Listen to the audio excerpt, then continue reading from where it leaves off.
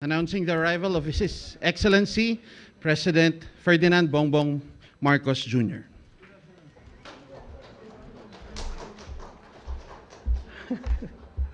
Uh, yeah, I'll take this off para you can hear me properly. Good afternoon, everyone, and please take your seats. I thought that since today we had our first cabinet meeting, that I would like to report to you more or less what was discussed. As can be expected, we were, I think we were there until 1 o'clock. We were there for 4 hours, but we still weren't able to cover everything. Ang nakapag-present at we had the discussions where the economic team who were able to put out the general principles that they would like to do. Then followed by Inday Sara, who gave her ideas on how we will return slowly to face-to-face in the face-to-face education in the next semester. After which we talked with the Department of Transport at great length about some of the plans that we have to support the return of our students to face-to-face. So that's generally what was spoken about. Hindi kami natapos simply because there was so much to talk about. So I am planning perhaps for the next 2 or 3 weeks to accelerate the number of cabinet meetings, baka 2 a week muna. Hanggat maliwanag na, it's important to me that the entire cabinet understands what it is we are trying to do, how we are going to do it, what the timetable is, and how it all fits together. And that's what we made a good start on today. Before that, yesterday, as I'm sure, as you have reported, I went to the Department of Agriculture so that I could also get a good idea of exactly what needs to be done. Because as I have stated so many times, the problems in the agricultural sector are primary to all that we are hoping to do. We cannot do many of the things unless we can see that the agricultural sector has strengthened. Food supply is such an important part. It is an existential part of our work, and so that is something that we have to be very, very careful with and attend to properly. As has been reported, essentially what we spoke about were the concerns that we have immediately, the immediate concerns that we are facing I'm talking about 6 months, the next 6 months, the next 2-3 quarters. Yun ang aming pinag-uusapan na pag sinabi naming immediate. And that, of course, when I was in the Department of Agriculture, that was mostly concerned with the food supply in the next 2 quarters. I'm sure you are all aware of what's happening around the world. You have all seen the effects of the increasing food prices to all consumers everywhere. And this is what we are anticipating could happen if we are not well prepared. Many of the elements and many of the variables that have caused this food price crisis. There is enough food, but the price is too high. The food price crisis, many of the elements, if not all, have been variables over which we have no control. But nonetheless, we still have to feed our people, and so we still have to find strategies to make sure that those who are in need are supported by the government as best as we can do. So that is this, and then there's of course the long term. In the Department of Agriculture, where I talked about rebuilding the value chain from the from the research and development all the way to the retail, which is something I think I've been talking about ad nauseum already. I don't know if you need for me to explain it all again, but it really is just to ensure food supply in the Philippines at a price that is actually affordable. Because we always have to remember, it's all very well having food supply, but if no one can afford it, it's still not hindi pa rin tayo nakatulong sa taong bayan. So those are the things that we discussed. In the cabinet meeting today, parang ganun din eh. We talked about immediate concerns, and then we had to talk about long-term concerns. Because that is, we're trying as we attend to immediate concerns, we are also trying to streamline the government so its function is better, its function is much more efficient and more easier for the public as they have to do business, whatever business they have with the government, that it is easier and simpler and safer and more secure to do. So these are the different things that, of course, we spoke to it in much greater detail. And I think we will, as I said, I think that I want to make sure that every department, every agency has already the plan in mind para coordinated naman ang ating cabinet, the secretaries with each other. So that's the general gist of yesterday's my attendance yesterday in the Department of Agriculture and the cabinet meeting that we had earlier today. So I think I will now open the floor to a few questions. Questions for Ms. Maricel Halili. Hi sir, magandang hapon po. Sir, Good afternoon. may we know kung ano po yung most important marching order ninyo to all the cabinet secretaries following the first cabinet meeting earlier? Oh, you cannot. I don't think we can say one. I think essentially is we got into much more detail, so there are no generalizations anymore. Kasi we've been talking anyway for 2 months. Matagal na namin pinag-usapan yung mga general concepts and general principles.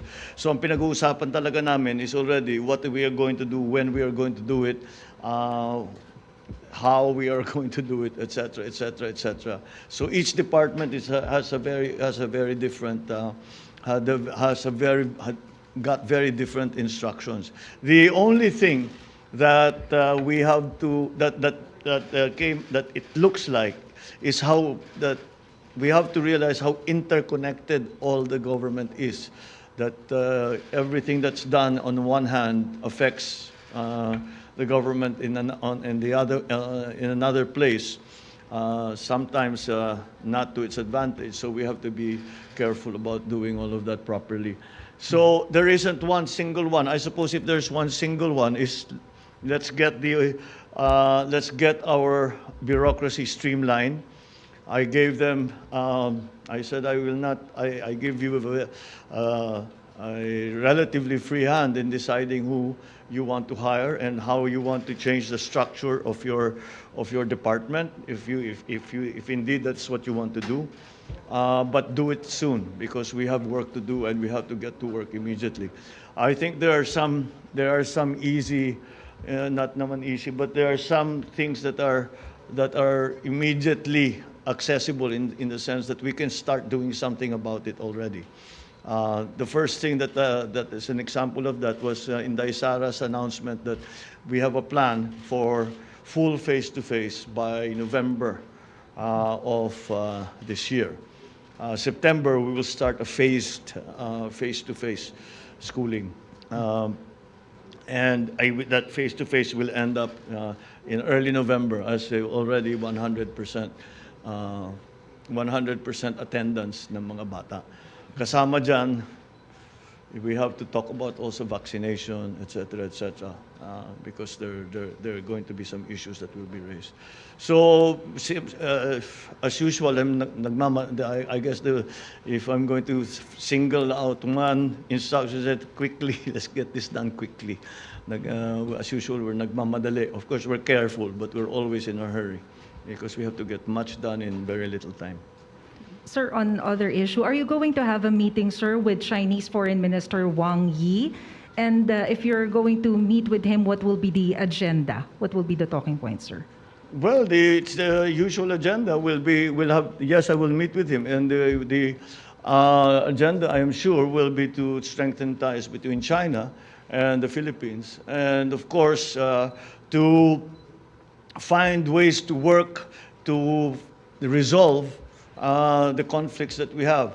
And one of the ways that I have consistently suggested is that we have our relationship not only on one dimension, yun lang West Philippine Sea. Let's add to that. Let's have the cultural exchanges, educational exchanges, even military, if that will be useful.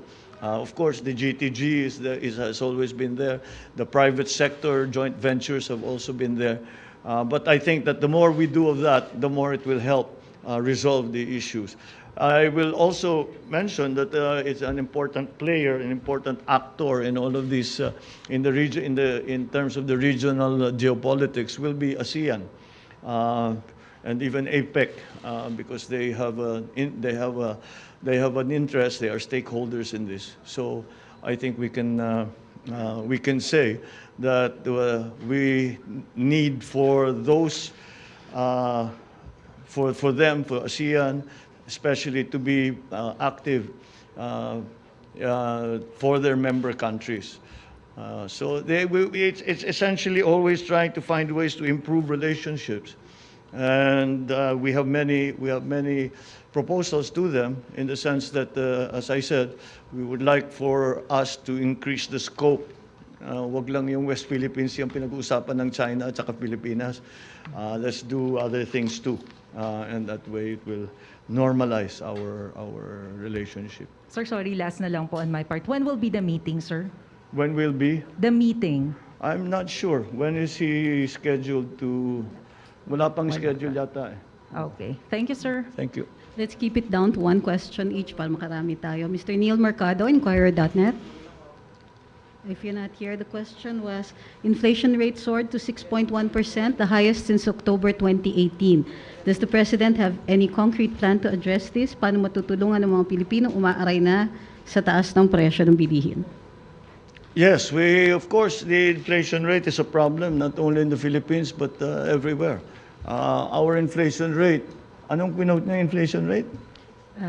Right now, What did the... 6.1. 6.1? Yes. I think that I will have to disagree with that number. We are not that high. We have crossed our targets were less 4% or less. Unfortunately, it looks like we may cross that threshold. Tatawid tayo sa 4%. That's why again we have to think about interest rate levels. But there is a conflicting force in that exchange rate levels. The United States, the dollar, has gained against all currencies. So the dollar has gained against all currencies. The specific effect is that it actually will start to be part of it will be part of the components of the inflation. So we are having to be careful because essentially our economic policy right now, our monetary policy right now is essentially to use interest rates to control the inflation rate. We are not looking specifically to the exchange rates. now. What we are talking about, what we are specifically talking, what we are targeting is the inflation rate. So that's what we are doing. The increase in commodity prices are again something that happens. That the forces that have pushed the commodity prices up are again beyond our control. Much of our inflation is actually imported inflation. It is imported because it is the inflation on the products that have suffered inflation that we import. So sumama na yung inflation nila dun sa atin. So we have to when we analyze, we have to make those categorical differences so that to better understand really what the situation is. Ivan Mayrina, GMA7. One question, please. Mr. President, what support can the transport sector expect from the administration? Do we expect more or continued fuel subsidy? At gayon din po sa mga pasahero, what can they expect? Patuloy pa rin po ba yung libreng sakay? At i-expand po ba ito? Thank you. Okay, good. I'm glad you asked. We just discussed that we are going to try not only to continue the fuel subsidies for the transport sector, but to expand it to include the tricycles, which up to now have not been included. And so we talked about in the cabinet meeting, we talked about the funding, where it can come from, and how we are going to manage the how we are going to manage the funding for the additional fuel subsidies. We have enough budget, I think, to last for most of this, not for this year and a little bit beyond. But we still have to find that. We have to find that money if we're going to continue. The libreng sakay, what we have done is we will continue the libreng sakay. But we are going to stop the libreng sakay in MRT 3. We will transfer the libreng sakay to students. Sorry, I think I'm doing this wrong. Libreng sakay continues as is. That continues. But what we are going to do is we are going to do a program for the students.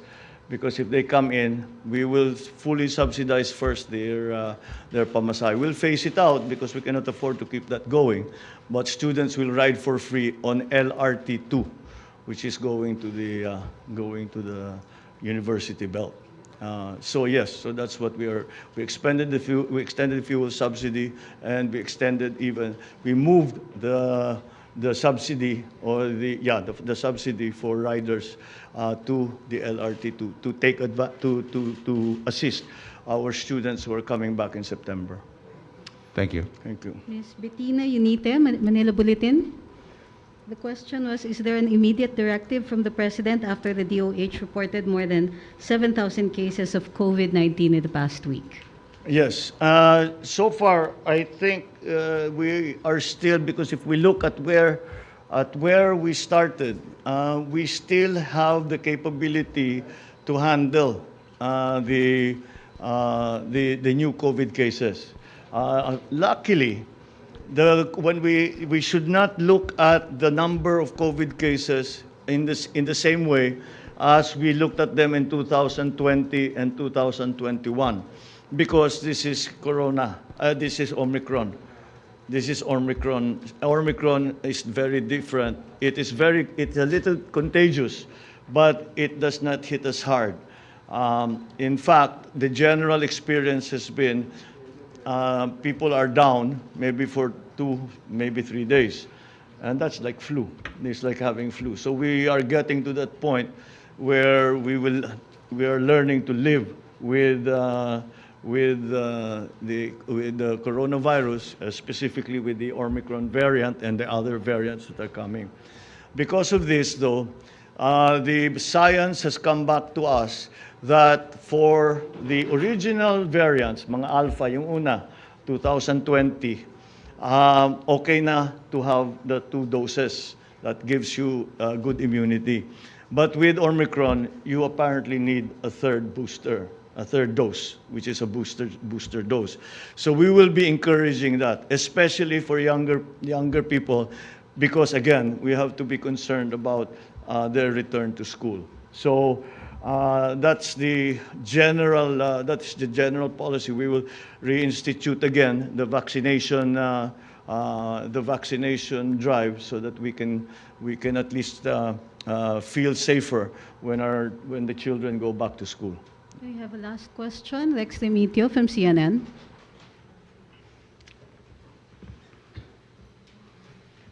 Mr. President, magandang hapon. Good afternoon. Okay, let's go to agri, no? To? Agriculture. Yes. So I understand that your desire is to lower prices of food, right? So are you inclined to approve additional import volumes for rice, chicken, sugar, to bring down prices? And if you have any indicative volume that you're looking at? It has been used, importation has been used as a price stabilization measure. I don't think that is the primary reason for the importation that we'll do now. As a matter of fact, we are going to try. No, I think we will do it in the Department of Agriculture to boost production of rice and corn in the coming 2 quarters, hanggang Pasko, until after Christmas. Again, because there are several reasons for that. The reasons because we would prefer not to import. We would prefer to import as little as possible. So we should increase our own production of rice and corn. Corn especially became very important because the feed wheat that we were importing, na-cut off ang supply natin. So we have to substitute it with corn. This season, the corn growers were able to come together and provide sufficient feed for the broiler production. But we still have to increase production of corn to ensure that supply, because there's corn for food and there's corn for feed. So if we are able to increase production sufficiently, then hopefully the importations. We really do not want. It's not really an import substitution measure. It is a strategic food supply measure. But of course, if it's nagkaka-import substitution, that's not necessarily a bad thing. So that's the plan. Ang sa protein side, yun medyo tayo pilit tayo, because when it comes to pork, yung ASF talaga natin hindi natin makontrol for various reasons. So we still have to import a lot of the pork products, not necessarily but on the broiler side, for the chicken production, broiler production, we will also still have to import, because nagka-problema na naman tayo sa feed. Nagkaka-problema na naman tayo sa food supply nung mga and yung production natin is not sufficient again. And that's why this is really the reason. If you look at it, our production is not sufficient in palay, it's not sufficient in corn, it's not sufficient in livestock, it's not sufficient in fisheries.